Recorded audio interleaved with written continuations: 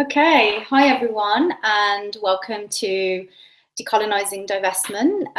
This is a webinar that's being put together with UK Tar Sands Network and with support from 350 and with special guest Clayton Thomas Mueller. And so I just wanted to open this up and let you know that we're really excited to start this conversation, to start talking about how do we begin to really decolonize the divestment movement. And this webinar came about after having lots and lots of conversations with different climate activists and organizations who had lots of questions about how do we ensure that as we make this, move towards pulling capital and power away from the fossil fuel infrastructure, that we're making sure that the people who need to be at the center of the struggle are there. And more specifically, how do we do that in the divestment movement? So we're really lucky today to have with us Clayton Thomas Mueller. He's Cree from Treaty 6, and he's currently based in Winnipeg. He's also a Stop It at the Source campaigner with 350.org. He's one of the original co-founders of the UK Tar Sands Network and currently on our board. So I want to thank Clay for joining us, and we're going to kick it off straight away with a question for you.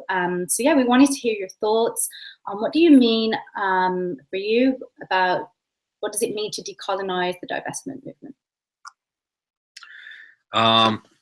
Hey everybody, bonjour, danse, zonge bene sia nene tishnakas kenuto them.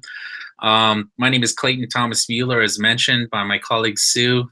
Big shout out to UK Tar Sands Network and 350 and the entire climate justice movement that's tuning in.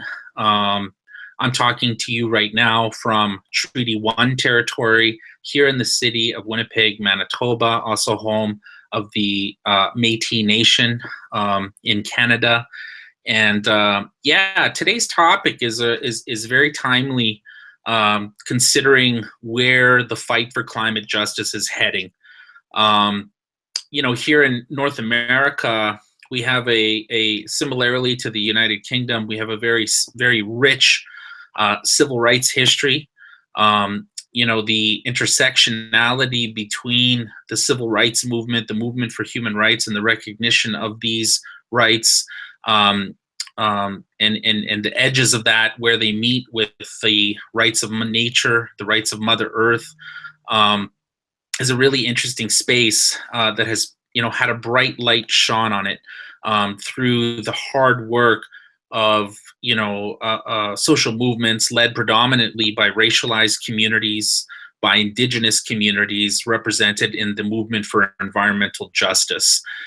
As we become more sophisticated in challenging what has become one of the most daunting challenges in the history of social movements, dealing with the symptoms of the global crisis, symptoms like climate change, symptoms like the expansion of the fracking industry across Mother Earth, including there in the United Kingdom, symptoms of other extreme forms of energy and extractivism taking place, for example, like here in Canada with the Canadian tar sands, in the United States with the Bakken shale boom in North Dakota, just south of me, literally hours away, where Standing Rock, the largest mobilization of Indigenous peoples since pre-colonialism, took place just months ago, to places like the Arctic and the Amazon, where we see big oil reaching literally to the ends of the earth to scrape the bottom of the barrel,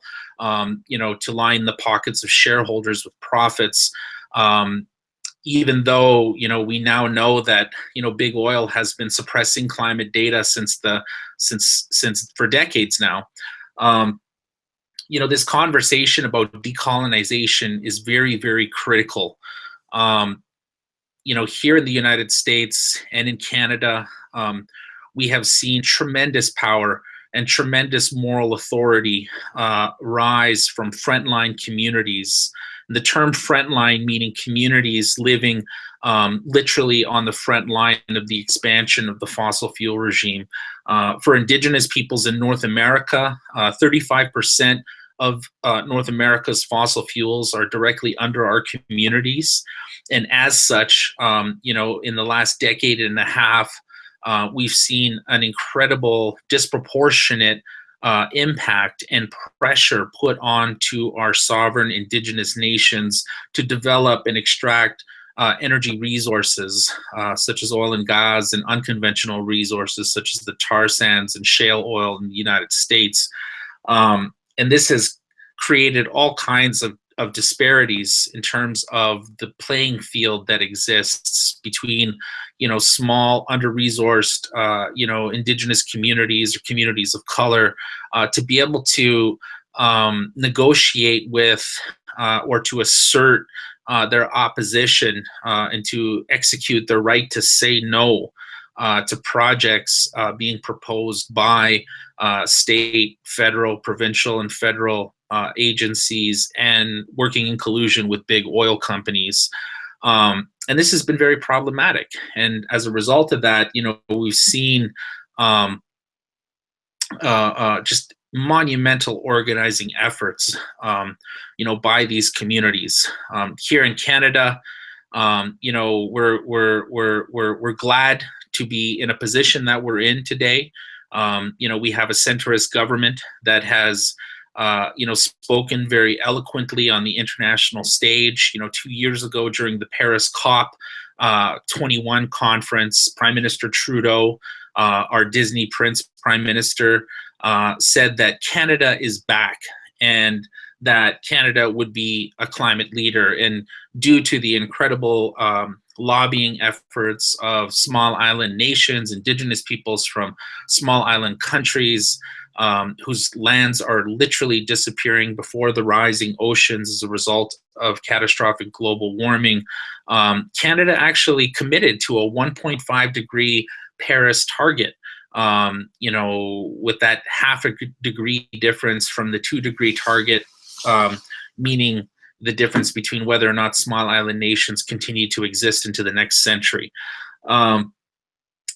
Months later, you know, he came back to Canada and actually approved 2 massive tar sands expansion projects in the form of the Houston-based Energy Transport Corporation, Kinder Morgan's Trans Mountain pipeline proposal in British Columbia on the west coast of Canada, and also the Enbridge Energy Transport Corporation's Line 3 pipeline.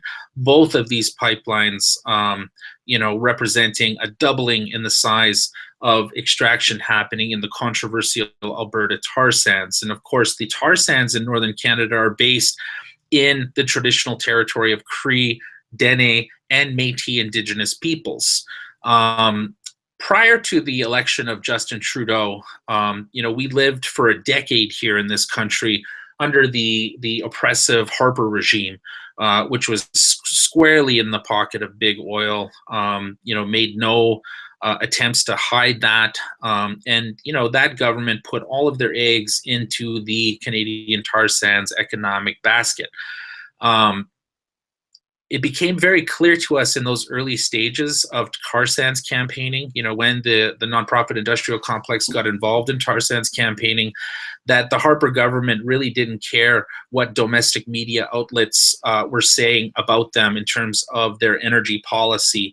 They didn't care what domestic media outlets were saying about their policy towards Indigenous peoples and their disregard for specifically Indigenous peoples' right to free, prior, and informed consent, rights that in Canada are protected under a complex Aboriginal legal regime that is constitutionally enshrined in the Canadian Constitution, Section 35, the right to hunt, fish, and trap, you know, embedded right there in the highest of our laws. And so we had to get very creative about how we were embarrassing the Harper government, how we were elevating risk for foreign direct investment coming into Canada, how we were stopping bad people from doing bad things to people and planet. And that, you know, resulted in a reaching out to social movement allies in other markets like the United States, the biggest trading partner of Canada through the North American Free Trade Agreement, home to many tar sands operators at that time, like ConocoPhillips, Chevron, Exxon, to name a few. And it also included reaching out to social movement allies in the United Kingdom in London Square Mile, which is the global nerve center for finance going into big oil. At the end of the day, 6 p.m.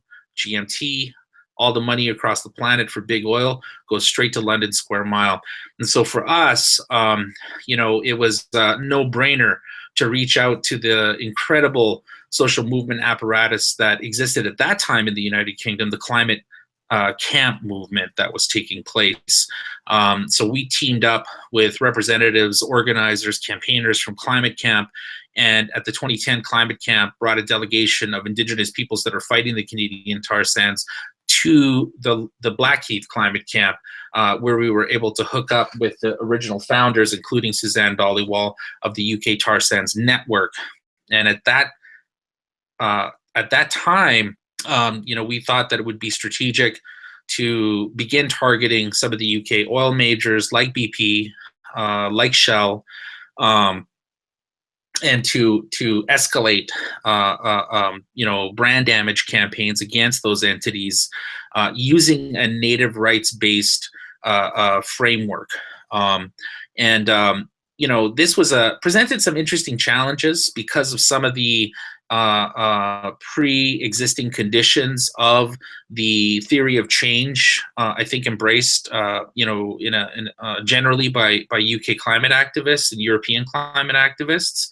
I think that a lot of people, had come out of kind of an Amnesty International, more of a kind of generic international frame when thinking about working with communities. So there was this kind of colonial, let's save the poor brown people kind of attitude when thinking about how to engage, Indigenous-led social movement groups from North America, and this just didn't fit, quite honestly, because of the fact that, we weren't coming from a place of weakness. In Canada, First Nations peoples have been able to stop 2 out of 3 high carbon intensity projects through the assertion of territorial jurisdiction, through the assertion of sovereignty, and through the utilization of sophisticated multi-pronged campaign efforts, including legal interventions through the highest courts of Canada, base building strategies, and educational strategies using both conventional and new media, digital social media strategies. And through that, we've been able to, keep one of the biggest petroleum reserves on the planet landlocked. It is the goal of multinational oil corporations operating in the Canadian tar sands to unlandlock that resource.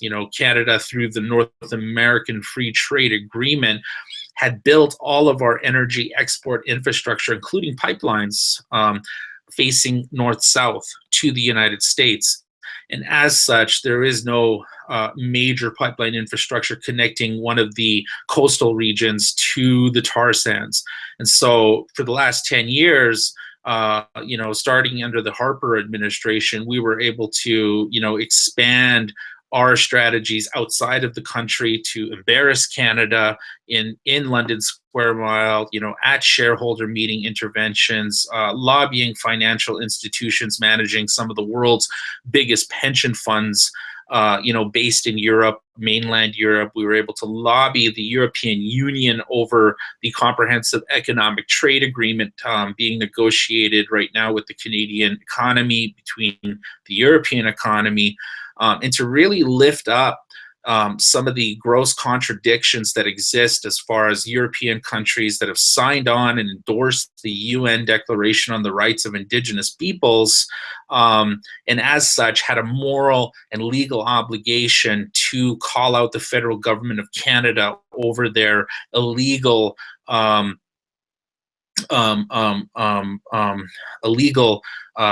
deals that they were striking with big oil.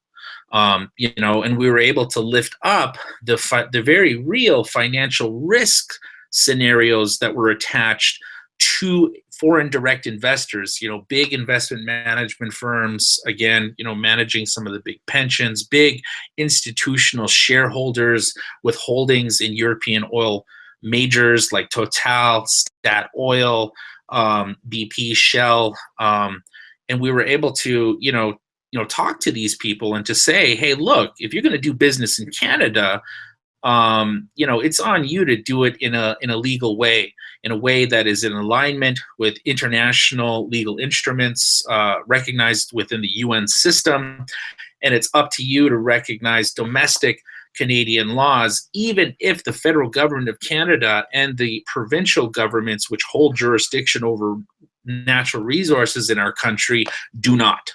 And as such, the first round of risk campaigning, financial risk campaigning, divestment campaigning that I, in my career as a campaigner of 20 years, I got to be exposed to through the tar sands campaign and through partnerships with UK Tar Sands Network, who provided us with infrastructure on the ground for grassroots Indigenous peoples to come, to do this lobby work, to do this, this direct action work in collaboration with the UK climate justice movement and the European climate justice movement.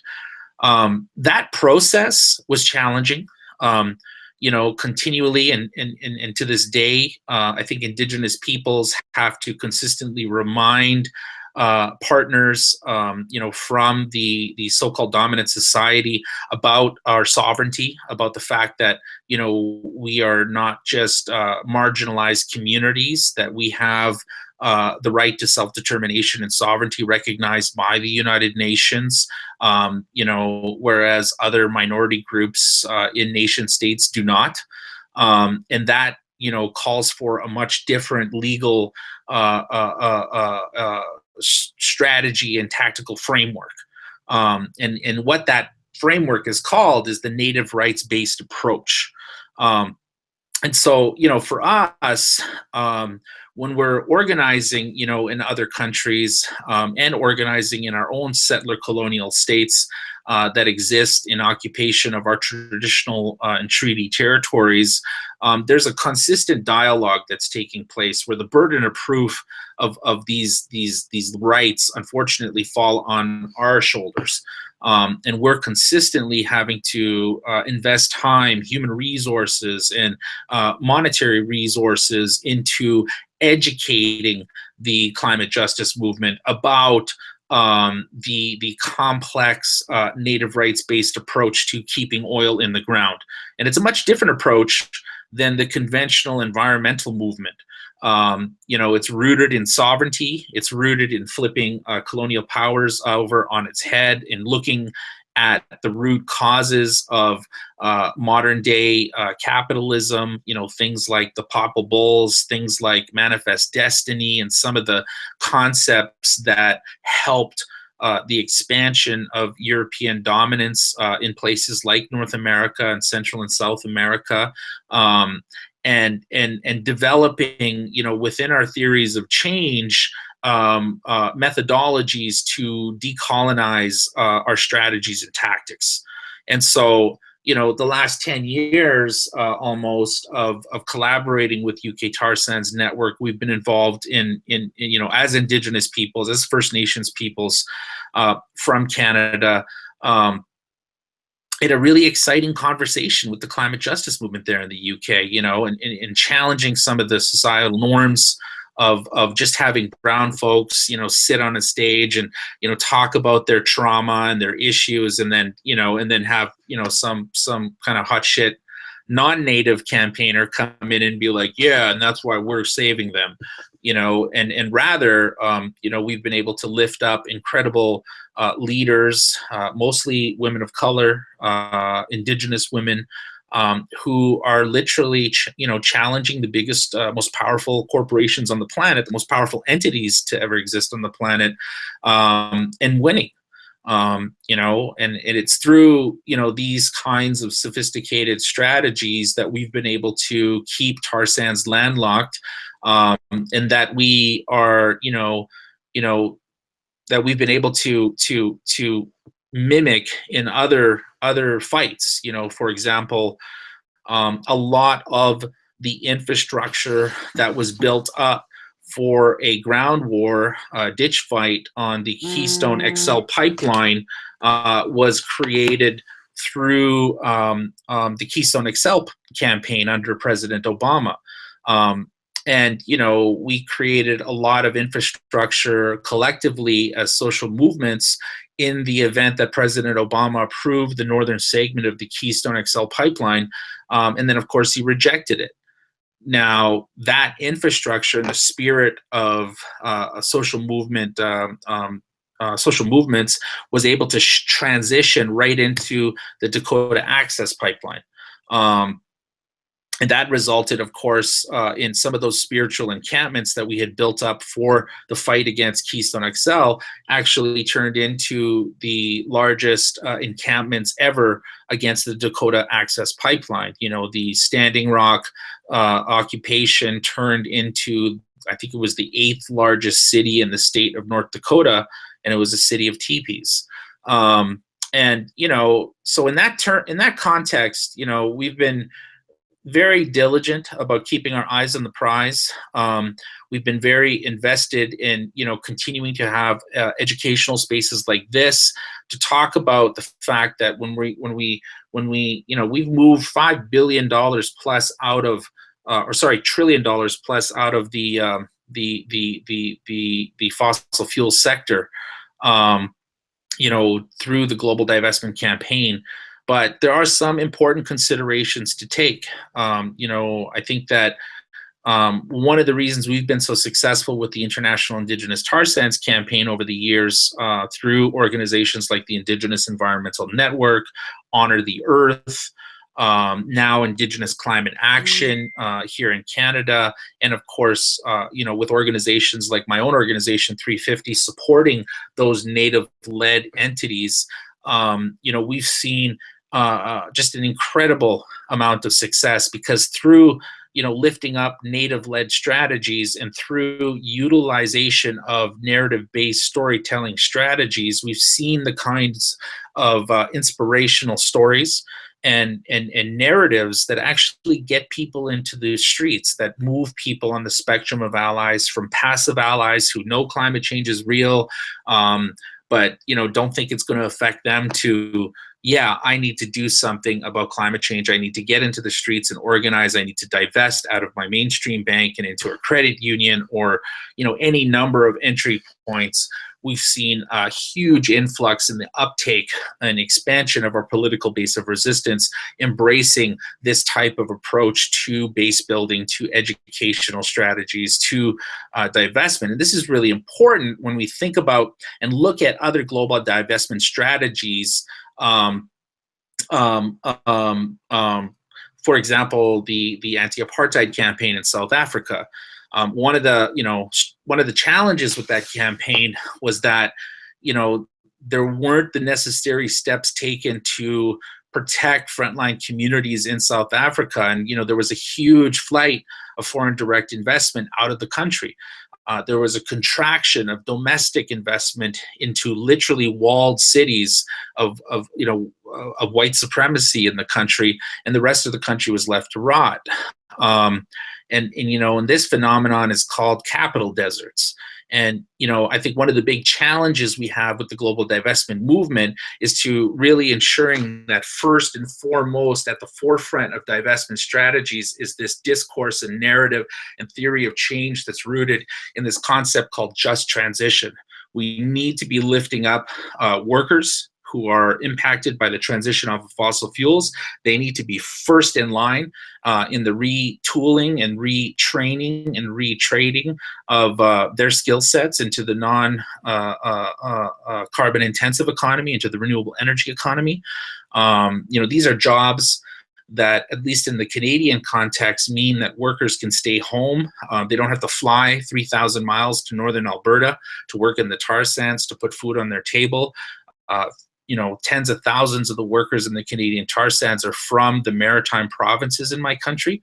And this is just totally unsustainable. And if those workers could have jobs, highly technical, highly skilled paying jobs in wind farms, in photovoltaic farms, in the manufacturing of green housing building implements and public infrastructure building implements that allow them to stay home, that would be better for everybody, including the social fabric of our communities, which are currently being ripped apart because moms and dads have to fly thousands of miles away to go and make a buck in the Canadian tar sands, destroying Cree and Dene people's territory. And so the other thing that we need to think about with just transition and, in that whole discourse within the global divestment campaign is frontline communities. As I mentioned at the beginning of my talk, Indigenous peoples live in the places where the most fossil fuel resources exist in North America. And as such, they have a disproportionate amount of revenue streams that fund essential services, social programming, health services, education services, emergency services that need to be replaced. And so those communities need to be at the forefront of the just transition to the renewable energy economy as well. And so when we talk about reimagining and dreaming our new economic bases that are bioregionally planned, we need to make sure and take the necessary steps forward that we're putting forward the communities that have contributed the least to the global climate crisis to be first in line to get the resources and the public support necessary for the transition and adaptation to the amount of time of climate change that we're already committed to, and into whatever the future will be, moving forward. I think I'll leave it at that for now. But yeah, super stoked to get in, talk a little more. Great, thanks, Clay.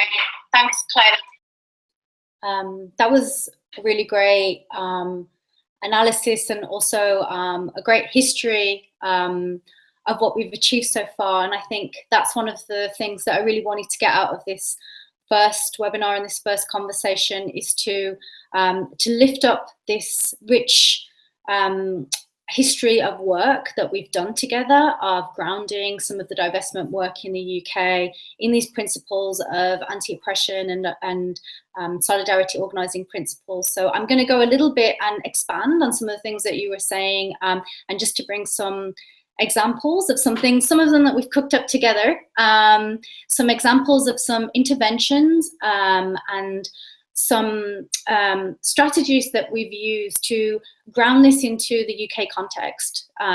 So thank you for giving us that narrative that connects us to how, what we're doing in the UK is absolutely essential to this wider struggle of unpacking and dismantling CO2 colonialism. And as Clay mentioned, as the UK is, the heart, the black heart of the fossil fuel industry, within London Square Mile, we have the corporations, the banks, the annual shareholder meetings take place here, which make it a really essential place for us to be allies and to be kicking ass when it comes to decolonisation work within this movement. And so, yeah, as Clay mentioned, UK Tar Sands Network set up in 2009, extremely grassroots, and founded on this opportunity to, use that reputation that the UK has, the fact that, we're lucky we still have The Guardian, and that we have this ability to be able to create really complex and often what we call story-based narrative storytelling. So when we're doing our media work for UK Tar Sands Network, a big part of that is working with the media and using this reputation that we have to call out Canada, to call out the colonial centre, calling out other countries is a really powerful part of that. So yeah, and UK Tar Sands Network, even though we're small, we're part of a larger coalition, as Clayton mentioned. It's a really unprecedented coalition that came together with UK Tar Sands Network from, from the spectrum of the ENG or industrial complex of, working with fair pensions and larger like Greenpeace UK, to the other side of working with Rising Tide and social justice movements. So I think that's one of the things that we really took from UK Tar Sands Network, that building diverse coalitions that hold a diversity of tactics while still working together was a really, really important part of this. So that's one of the things that I'm sort of wanting to take away, is that part of decolonising and this work is about when we understand the power that we have in the UK as being located here, it's not necessarily to, you know, stop participating in guilt about that. It's like once we understand the power base that we have here, the access that we have here, the potential to be acting in solidarity with frontline communities. Okay. So next slide. So one of the things that we wanted to do when we were working on this was to create, as Clayton mentioned, that we needed to challenge the culture that was existing within UK activism. So with the UK Tar Sands Network, it was really essential that all of our framing of our actions, all of the materials, not only from a perception of working in solidarity, but the analysis, the media strategies were all done in solidarity with frontline communities. So that's been a stronghold of the way that we've worked together. And that means that we've consistently put those resources into having those conversations. So something we often hear is that that's something that gets left to the end. So a key part of our work has been to create those spaces for consultation, to create those spaces for education, so that all of our campaigns, all the way that we're working is grounded in frontline resistance. And that's what we mean when we're talking about decolonisation, that it's not a metaphor, it's not merely about centering people of colour. It's about centering the land struggle, the real on the ground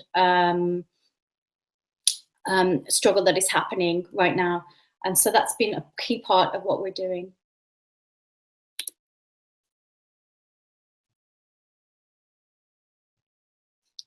And sorry, I'm just waiting for the next slide.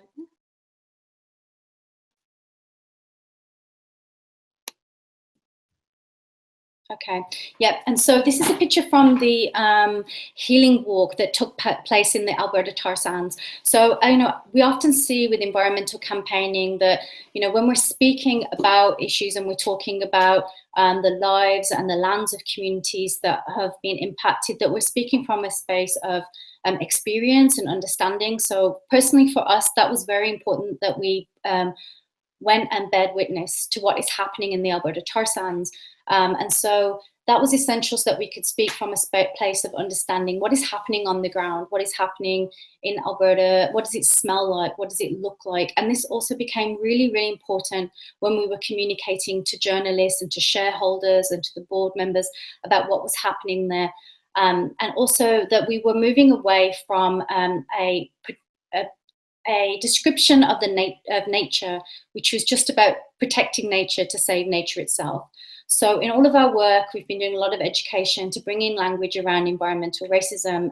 As Clayton mentioned, with the Dakota Access Pipeline, the original pipeline was meant to go through a white community, and it was redirected because it was going through, you know, a community, Indigenous community, people of colour. And so that language around environmental racism, it was very important that we brought that education both into the shareholder work that we were doing, but also to other campaigners as well.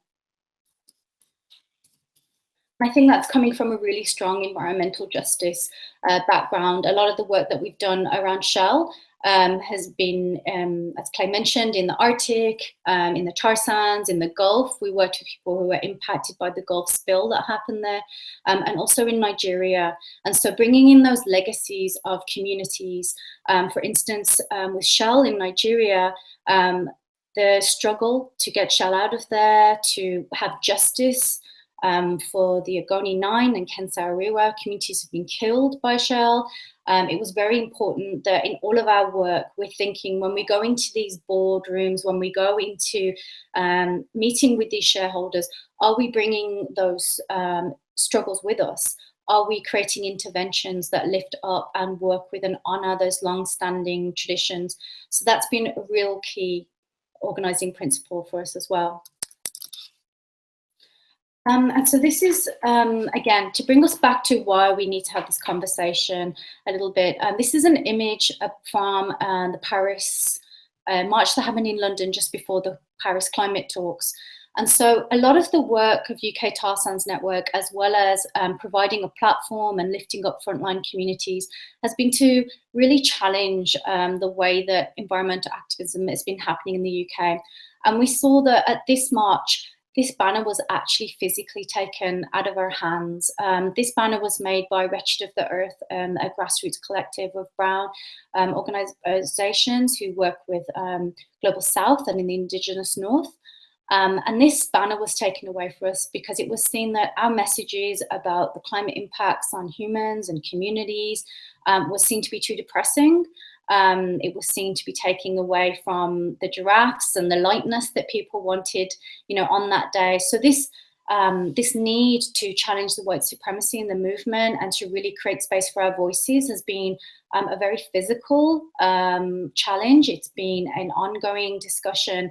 And so I think that's one of the questions that we need to have and the conversations we need to keep having, is that we need to look at our organizing community as a culture.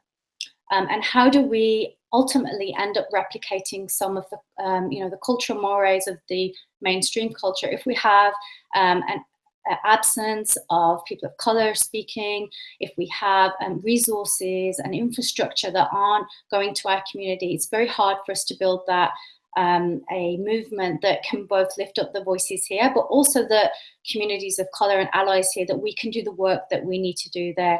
So when we say that we're challenging white supremacy in the movement, again, it's not an abstract, it's a real situation. And I think it's been great in the last year. We're really seeing allies, white allies and people of color coming together and having these difficult conversations about where are we now and what do we need to do concretely to redistribute that power.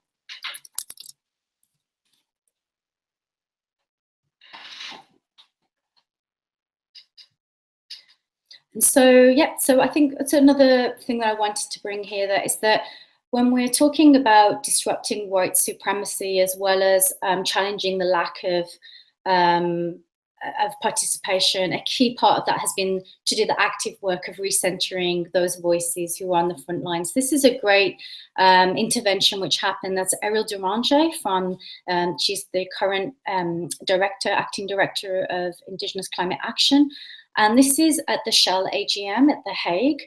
And so you can see here that a lot of our work is involved in, creating spaces, forums, using peaceful, non-violent, direct action in order to bring communities also into dialogue with the heads of corporations. Although we have engaged in non-violent direct action, in cheeky stunts that target corporations and banks. It's also about making sure that the conversations that happen in the boardroom are being dictated by, and the agenda is being set by those communities. For instance, with Shell, the Athabasca Chippewa First Nation has a long-standing history with Shell. There are projects that have happened on traditional territory. There are ongoing settlements for cleanup, for mitigation, for very complex agreements happening with the communities beyond just pulling out of the tar sands. So when we design our interventions, we make sure that those strategies are there to support the communities going in. And as I mentioned, we can have a diversity of tactics. So often we'll be having a peaceful, non-violent conversation with the board, while somewhere else, one of our friends or allies are doing a beautiful pop-up intervention at a Shell-sponsored museum. So that's something about having that diversity of tactics, but always taking the tone, the intervention and the direction, the strategic direction from those communities who are directly on the ground.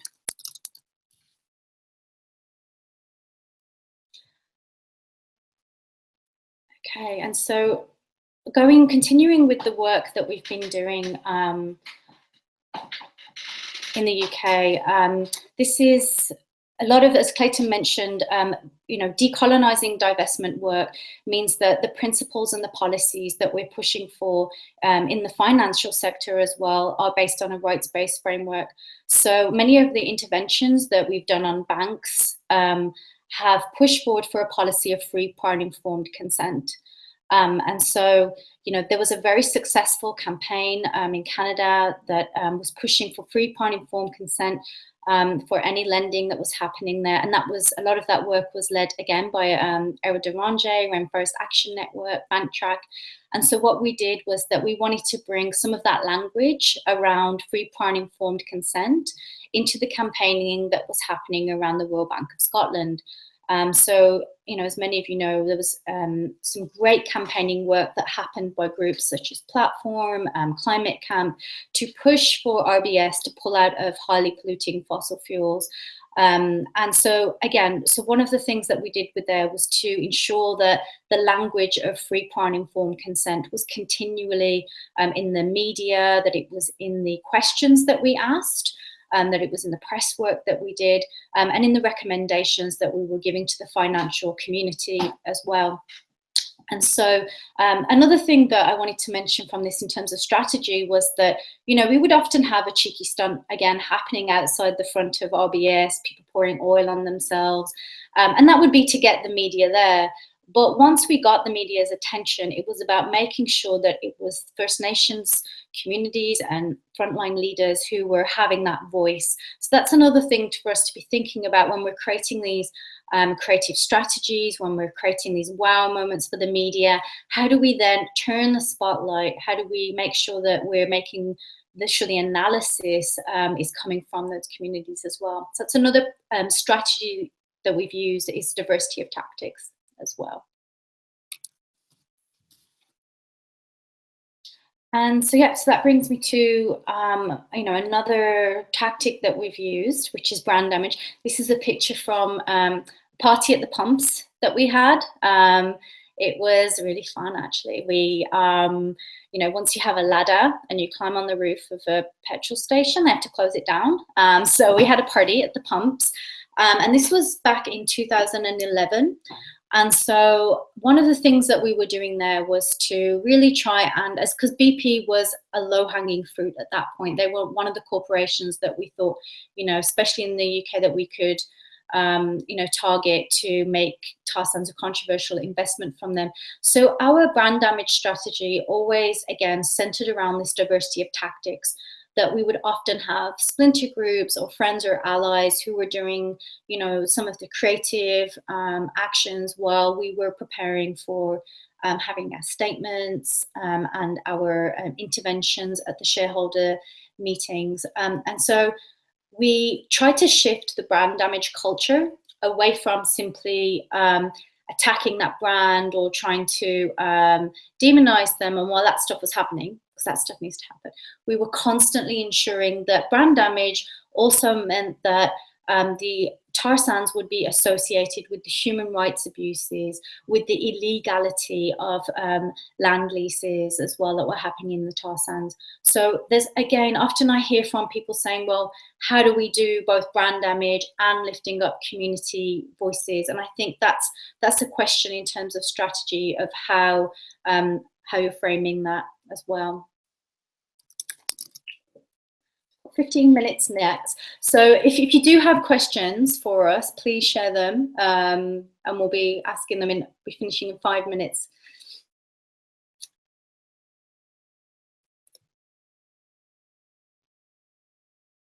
Okay, so yeah, so we mentioned this a little bit.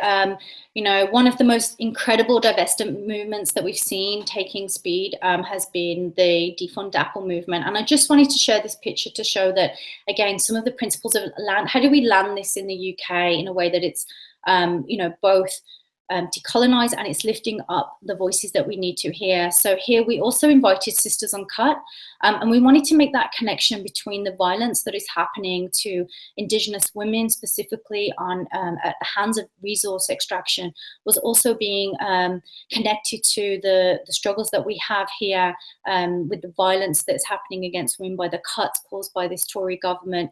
And so I think there's always important to be thinking behind the scenes, you know, beyond just the picture that we're getting for our actions. Who are we involving in the strategy? How are we making those connections between the struggles and the long-term struggles that we're going to be fighting here as well? So that's just, I'm going to wrap up there for now for the sort of presentation side of it, and I'm going to get to some questions, and I'll give you one first, Clay, if that's okay.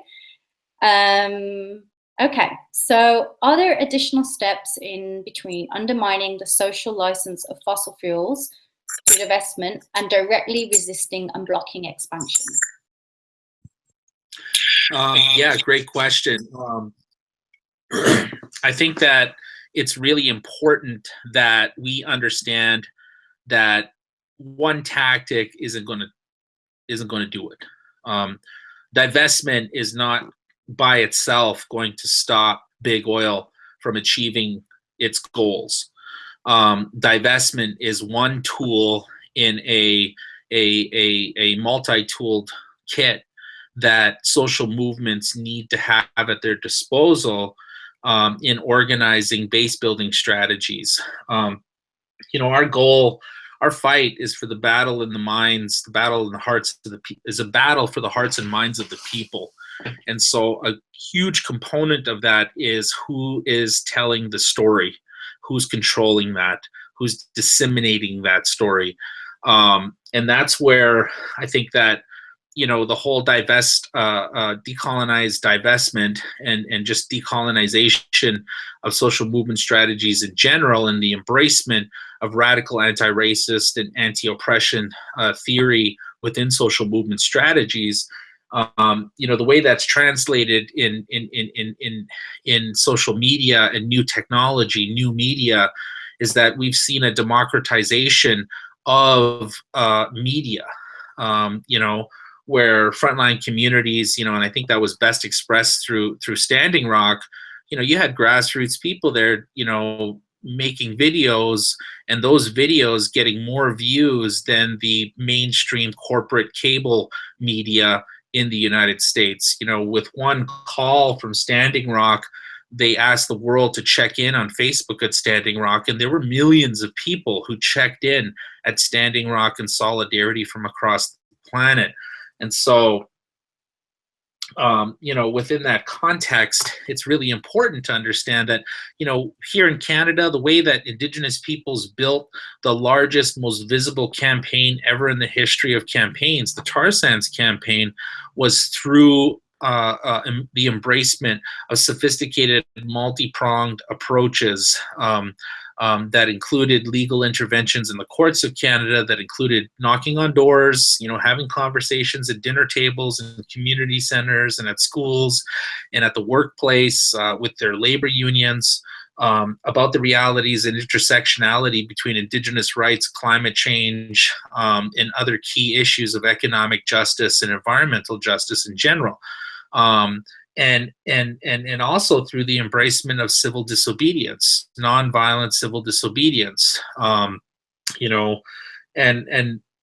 I think that one of the things that made a lot of these different tactics successful was that we were very adamant about making sure that these were not done in a clandestine way, so that you didn't have some clandestine, breakaway group of hipster kids who wanted to be radicals for the day and masking up and going and destroying property in the name of brown people.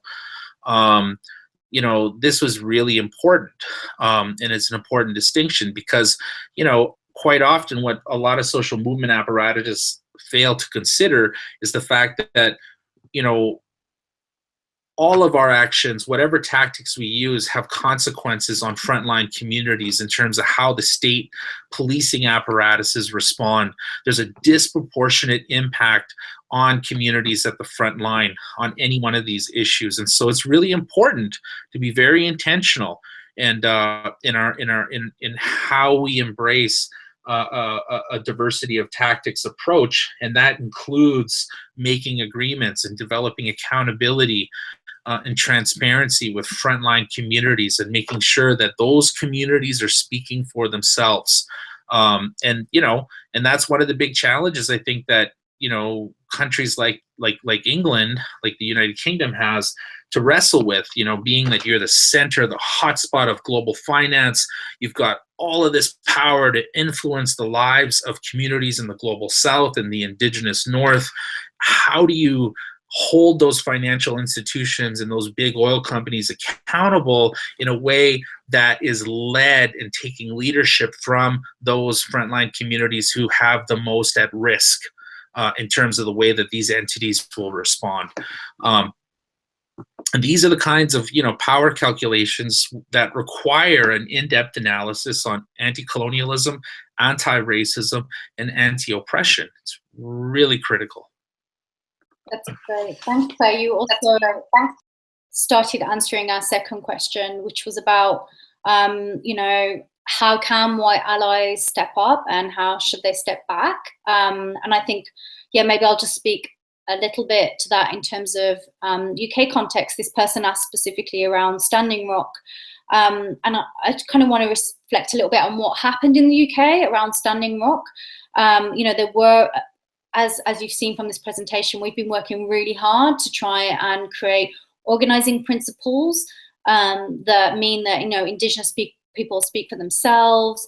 And that goes down even to, in terms of terminology, that, people in Standing Rock were water protectors and not activists. And that's how we had to challenge, media even in terms of how that was represented. But what we did see was a wave of white activists, in good intentions, but creating actions that actually had cultural appropriation. They had drumming, they had smudging, and these were white people who were not sanctioned or not gone through the appropriate process to use those ceremonies. So we have to be really clear that, that's not acceptable when we're working in solidarity, that even though we're so far away and we can have this power on this financial sector and we have a responsibility, but there are protocols around how we do that. So it's really important to, reach out to people who've been doing that. Also in London, we have an incredible amount of Indigenous activists and Indigenous people who are organizing, especially from South America. And so really finding those communities and letting them lead when we don't have our relatives directly from there. And then after that, centering POC allies. So I think knowing, understanding what resources are there, finding out who already is organizing, how can you step back and maybe, be in the background and support there.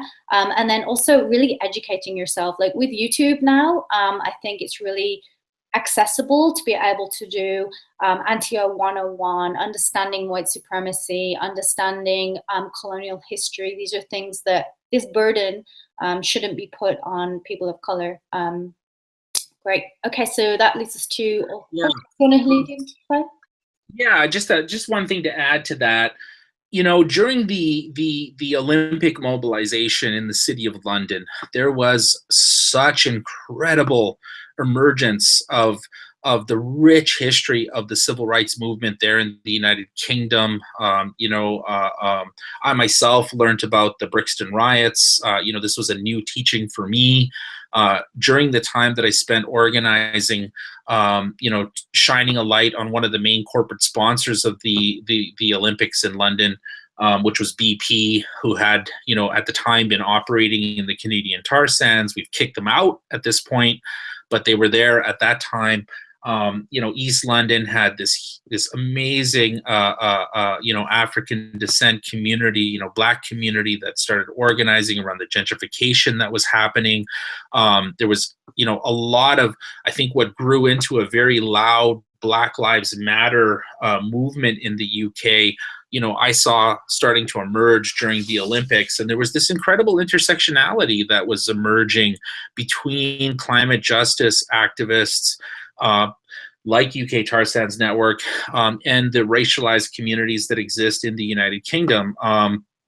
And this was like, at least for an outsider like myself, something that was so inspiring to see these communities, the so-called minorities, coming together under the banner of solidarity and intersectionality to become the majority.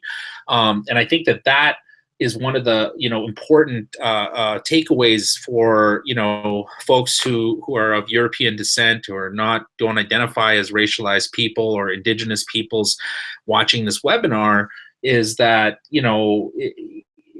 sometimes one of the greatest toolkits in our organizing toolkit, and one of the greatest tools in decolonizing divestment, is the concept of solidarity. Through solidarity, great things happen. And that means that sometimes when voices come together, they might not seem like the most conventional partnerships. But the reality of it is, if our goal is to expand our political base of resistance, we need to find the things that are commonalities that we have in common between our social movement struggles, and unite under those things rather than focusing on the differences. And so through that, with Standing Rock as a great example, we've seen the LGBTQ, the gay community come out in support of Standing Rock. We've seen, youth activists from the student movement come out in support of Standing Rock. We've seen Black Lives Matter come out in support of Standing Rock, and that was reciprocated from water protectors in Standing Rock. And we're seeing that kind of solidarity become very prevalent in all social movement strategies here in North America and across the globe. And I think that this is something that's really important for us to embrace, especially in Europe, with the ongoing lack of action on the migrant crisis of people coming in from Africa and the thousands of people who are dying as a result of the lack of inaction from European countries, the European Union, the incredible racism that is being fueled by Brexit, and the huge burden on the Muslim community and other communities that are being targeted as a result of the racist discourse around Brexit. Now more than ever, the climate justice movement needs to express solidarity across these social movement silos, because if we show up for those groups, they're going to show up for the climate. They're going to show up for Indigenous rights. That's great. Yeah, and I think that's a really good moment to plug. On Friday, we're actually having an awake screening of the film from Standing Rock, and that's being hosted by communities of color, Indigenous communities in London. And it's exactly to do that, to do what Clay just said there. It's to, to watch this together, to bear witness, and to see what other connections that exist between those of us who are, most at risk from police brutality in the UK, these ongoing struggles. And also, when we're thinking about resources, I think it's really mindful to think that, a lot of people, on the spectrum between those of us who are paid campaigners to grassroots movements, offering up spaces, offering up, the ability for our communities to even have those meeting spaces, to have those conversations. How can you redirect resources to that? It's really, really vital. Okay, so we're coming up close to 8, and I just wanted to give us a chance to wrap up. We will be sharing this video along with some more resources and some links for you to check out what's coming out next. Yeah, so Clay, did you have any closing things that you wanted to say? I just want to send so much gratitude to the UK climate justice movement. Over the decade that I've been collaborating individually and collectively with the groups that I work with here in Turtle Island, what we call North America, there has been so many lessons learned and so many powerful collaborations with the UK climate justice movement. And the incredible work that you all are doing, stopping fracking from expanding across the country, working in solidarity with groups impacted by big oil and finance across the planet is incredibly inspiring. The work around divestment of the iconic museums in the United Kingdom have spawned inspiration of divestment work that we're doing here in Canada with our own museums. And, I just want to send out huge gratitude to everybody in the United Kingdom that's organizing for climate justice in a good way, and just to say that we stand in solidarity with you from where we sit here on Mother Earth. Thanks, Clay. It's really heartwarming. And yeah, so we're coming close to the end, and I just wanted to send a massive thank you back to you. Thank you for your time and for spending this time, and hopefully it's been a chance for us to really celebrate what we've achieved in terms of trying to create a new culture of organizing. I hope that this gives us some a starting point to see that we do have the strategies and we do have this ability in the UK to really, if we take this moment, if we stop and check our privilege, check our history, to be that force that's needed right now to really unsettle and to stop CO2 colonialism for good. And so I really want to thank everyone for listening. This is just the beginning of the chat. It's going to continue. And I would say encourage you to reach out to me as well. I also am holding anti-oppression training and to go deeper on these strategies. It's such a big topic and it can feel so overwhelming, but that's the beautiful thing that we've developed together with our Indigenous allies, is some really creative strategies to diversify our tactics, to recenter Indigenous voices. I would check out Indigenous Environmental Network in terms of learning about how to make badass community communications. Check out Indigenous Climate Action. They're building an incredible base of Indigenous-led organizing that is both to look at the impacts of climate change, but also where the solutions are. So thank you for joining. And Indigenous Rising Media. Check out Indigenous Rising Media. They are just doing amazing content. Awesome. Okay, thanks so much. And thanks 350 for helping us make this happen.